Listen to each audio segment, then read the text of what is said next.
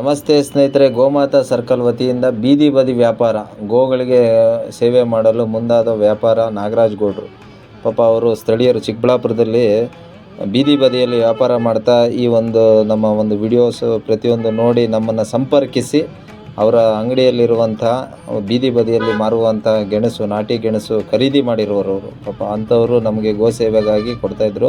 ಮತ್ತು ಈ ಒಂದು ಮೂಲ ಉದ್ದೇಶ ಏನಂದರೆ, ಅವರು 3 ದಿನಗಳ ಕಾಲ ದೇವಸ್ಥಾನಕ್ಕೆ ಹೋಗ್ತಾ ಇದ್ದೀನಿ, ಅದಕ್ಕೋಸ್ಕರ ಗೋ ಸೇವೆ ಮಾಡೋಣ ಅಂತ ಅಂದ್ಕೊಂಡಿದ್ದಾರೆ. ಅವ್ರಿಗೆ ಒಳ್ಳೆಯದಾಗಿ. ನಾಗರಾಜ್ ಗೌಡ್ರೆ, ಇವತ್ತು ನೀವು ಗೆಣಸು ಸರ್ಕಲ್ ವತಿಯಿಂದ ನಿಮಗೆ ಎಲ್ಲೋ ಕೊಡಿ ಅಂತ ಇದ್ದೀರಾ. ಗೆಣಸು ಮರಗೆಣಸು ಅಲ್ವಾ?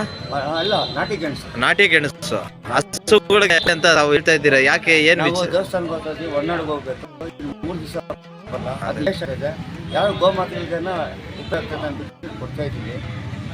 ಅಂದ್ರೆ ನೀವು ಮೊದಲಾಗೆ ದೇವ್ರ ಸೇವೆ ಇಲ್ಲಿಂದಾನೆ ಮಾಡ್ಕೊಂಡು ಹೋಗ್ಬೇಕು ಅಂತ ನಿರ್ಧಾರ ಆಗಿದೆ. ಅದು ಇದು ಎಷ್ಟು ಆಗ್ಬಾರ್ದಲ್ಲ. ಹೆಸರು ವಾಪಸ್ ಅಂದ್ರೆ ನಾಗರಾಜ್ ಗೌಡ. ನಾಗರಾಜ್ ಗೌಡ ಹೊರನಾಡಿಗೆ ಹೋಗ್ತಾ ಇದ್ದೀರಾ? ಹೊರನಾಡಿಗೆ ಹೋಗ್ತಾ ಇದ್ದೀವಿ. ನೀವು ಖರೀದಿ ಮಾಡಿರ ಏನದು? ಖರೀದಿ ಮಾಡಿರೋದು. ಖರೀದಿ ಮಾಡಿರೋದೇ ನೆನ್ನೆ ತೆಗೆದು ಬಿಸಿಲಿಗೆ ವ್ಯಾಪಾರ. ಏನಂದ್ರೆ ನೆನ್ನೆ ಇವತ್ತು ನೋಡಿದ್ರೆ ವ್ಯಾಪಾರ ಇಲ್ಲ. ನಾಳೆ ಬೆಳಗ್ಗೆ ಇವತ್ತು ನೈಟ್ ಬಿಡ್ತಾ ಇದ್ದೀವಿ. ನಾವು ಹೊರನಾಡಿಗೆ ಹೋಗ್ತಾ ಇದ್ದೀರಾ? ಹೋಗ್ತಾ ಇದ್ದೀವಿ. ಹಸುಗಳಿಗೆ ಜೋಳ ಅವ್ರಿಗೆ ಕೊಟ್ಟೆ, ಅದು ಗೋದಾನ ಅದು ನೀವು ಹಂಗೆ ಹೋಗ್ತೀರ ಅಂದ್ಬಿಟ್ಟು ಅದನ್ನು ಗಣಸಿ ಕೊಡ್ತಾ ಇದ್ದೀವಿ. ಗಂಗಾಮೂಡಿ ರೋಡು ಅವರಕ್ಕೆ ವ್ಯಾಪಾರಸ್ಥರು. ಒಳ್ಳೇದಾಗಲಿ.